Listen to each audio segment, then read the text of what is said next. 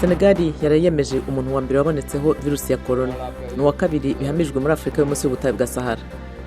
Guverineri w'intara ya Kaduna mu majyaruguru ya Nigeria yaratangaje ko abantu byibura 50 bishwe n'agatsiko k'abanyarugomo mu bitero bagabiye ku midugudu mu mpande zose z'iyo leta. Guverinoma ishyira impfu z'abantu amagana ku bitero nk'ibyo byabaye mu mwaka ushize. Ibiro bishinzwe ijanisha muri Afurika y'Epfo byatangaje ko igihugu cyagize ibibazo by'ubukungu mu mezi 3 ya nyuma y'umwaka 2019.